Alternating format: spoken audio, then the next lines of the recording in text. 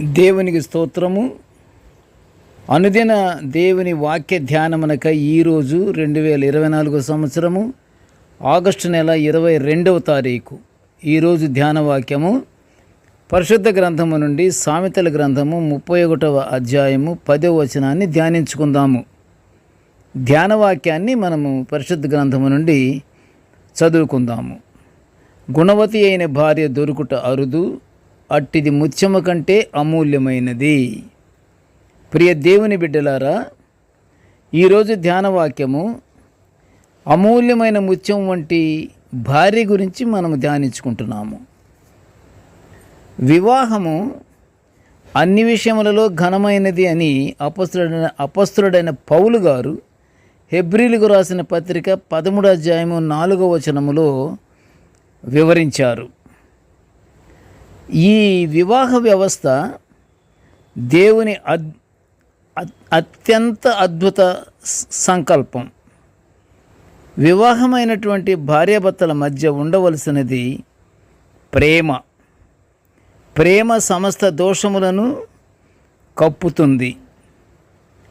ఒకరి బలహీనతలు ఒకరు భరించటానికి,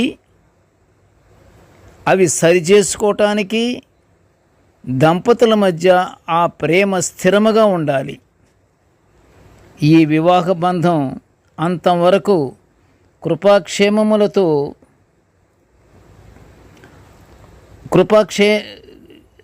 క్షేమములతో నిండి ఉంటుంది.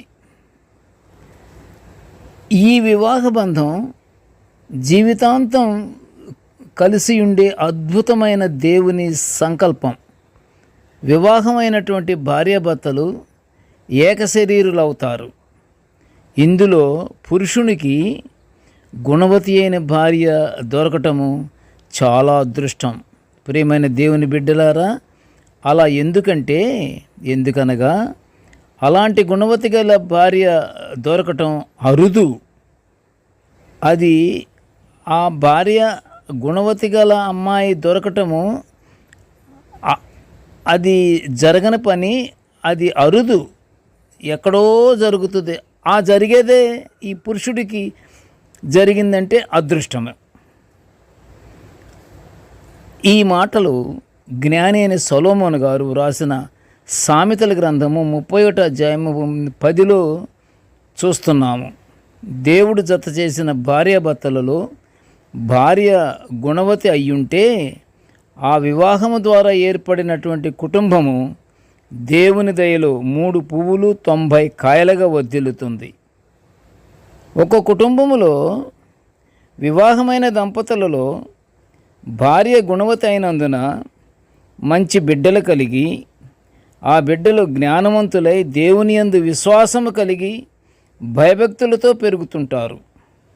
ఇది కేవలం గుణవతి అయిన భార్య పెంపకంలో దేవుని ఆశీర్వాదాలు పొందుకుని దేవుని బిడ్డలుగా జీవిస్తారు. అంతేకాదు ప్రియ దేవుని బిడ్డలారా, అట్టి వివాహ బంధము దయను, సత్యమును విడిచిపెట్టని నిష్కళంకమైన మరియు ప్రేమ కలిగిన బంధమైనందున దేవుని దయలో అనేక సంవత్సరములు మంచి బిడ్డలతో బిడ్డలను కూడా చూడగల ధన్యత దేవుడు ఈ గుణవతి అయిన భార్యాభర్తలకు అనుగ్రహించిన వాగ్దానము. ఈ వాగ్దానము తప్పకుండా నెరవేరుతుంది. దేవుని వాగ్దానము మారదు. వాగ్దానాన్ని మనము నమ్మాలి, విశ్వసించాలి, ఎదురు చూడాలి. ఎలాగంటే దేవుడు జకర్యా ప్రవక్తతో ఒక మాట అంటాడు, పలికిస్తాడు. జకర్యా ప్రవక్తతో ఒక మాటను పలికిస్తున్నాడు దేవుడు. ఏమని? 4వ అధ్యాయము 14వ వచనములు పలికించిన మాట ఇది. ఏమని? వీరిద్దరూ అభిషేకము పొందిన వారుగా గుర్తించబడిన దంపతులు, అందుకనే దేవుని ఆశీర్వాదంతో వివాహ జూబ్లీ వార్షికోత్సవాలు కూడా జరుపుకుంటున్నారు. అంటే ముత్యము కంటే అమూల్యమైన గుణవతి గల భార్య దొరికినందున ఈ విధంగా దేవుని యొక్క ఆశీర్వాదాలు మెండుగా వర్షింపబడుతున్నాయి. అప్పుడు మనము దేవుని యందు భయభక్తులు కలిగి